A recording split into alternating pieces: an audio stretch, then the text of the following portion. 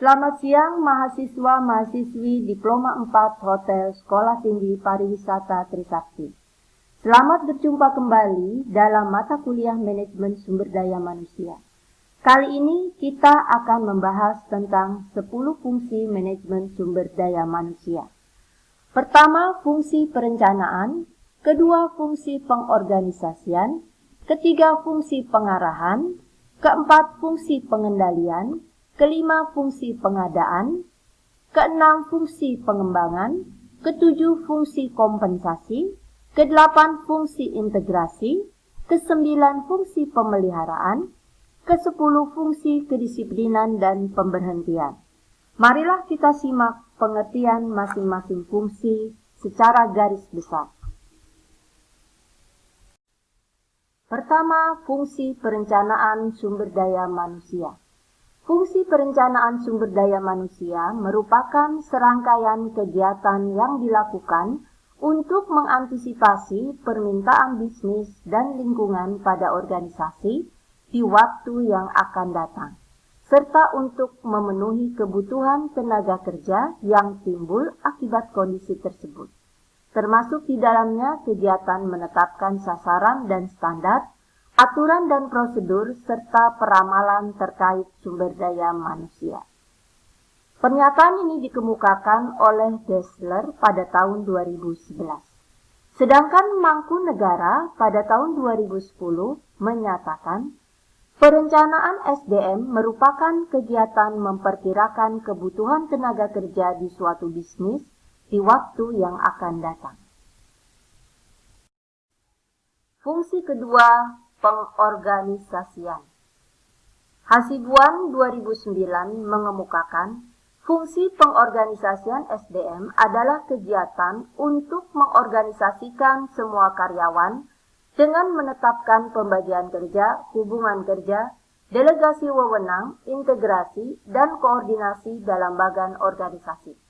Organisasi hanya merupakan alat untuk mencapai tujuan. Dengan pengorganisasian yang baik akan membantu terwujudnya tujuan secara efektif. Fungsi ketiga, pengarahan.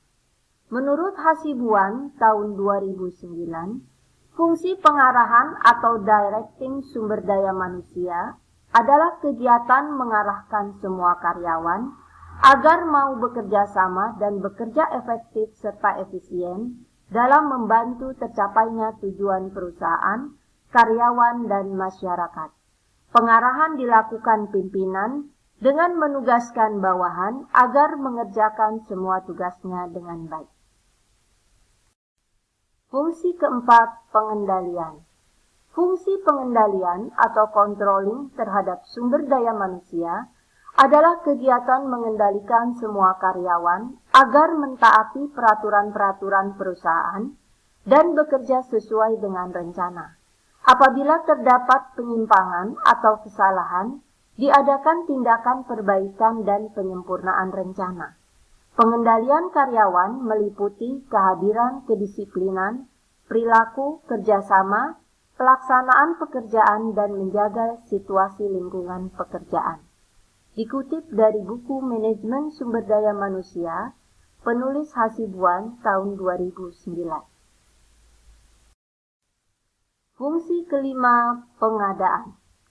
Menurut Hasibuan tahun 2009, fungsi pengadaan atau procurement karyawan adalah proses penarikan, seleksi, penempatan orientasi, dan induksi untuk mendapatkan karyawan yang sesuai dengan kebutuhan perusahaan.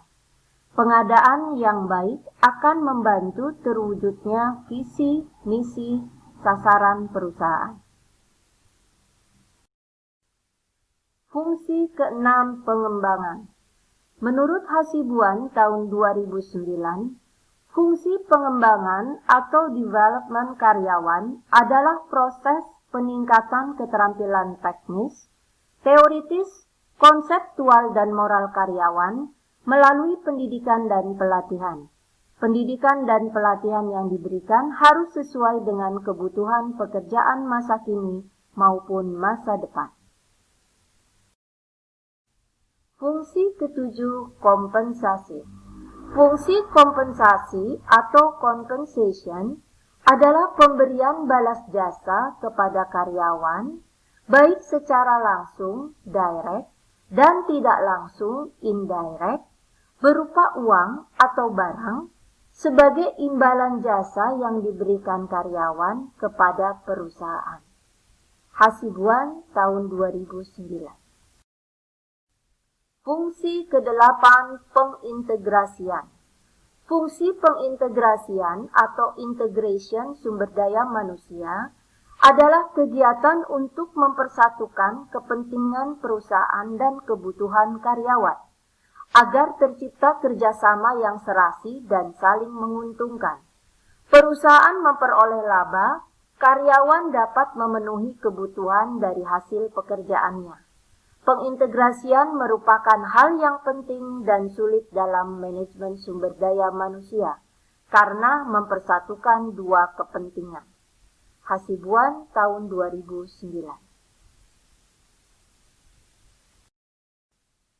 Fungsi ke-9, pemeliharaan. Fungsi pemeliharaan atau maintenance sumber daya manusia adalah kegiatan untuk memelihara atau meningkatkan kondisi fisik, mental, dan loyalitas karyawan, agar mereka tetap mau bekerja sama sampai pensiun. Pemeliharaan yang baik dilakukan dengan program kesejahteraan yang berdasarkan kebutuhan sebagian besar karyawan, serta berpedoman kepada kondisi internal dan eksternal. Dikutip dari buku Manajemen Sumber Daya Manusia, penulis Hasibuan tahun 2009.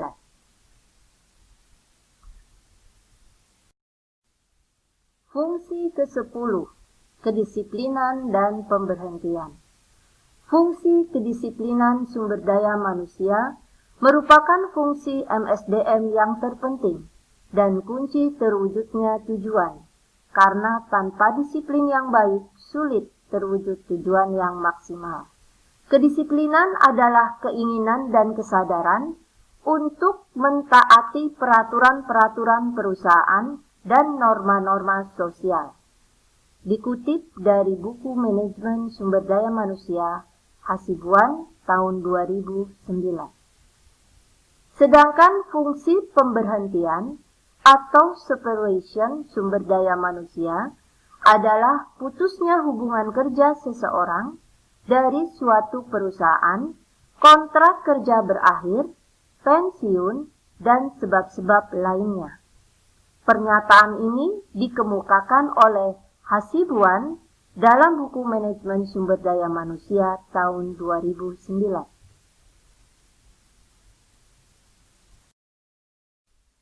Demikianlah penjelasan secara umum tentang 10 fungsi manajemen sumber daya manusia. Pembahasan secara mendetail tentang fungsi manajemen sumber daya manusia akan dibahas pada pertemuan selanjutnya. Semoga dapat menambah pengetahuan mahasiswa-mahasiswi semua. Sampai jumpa.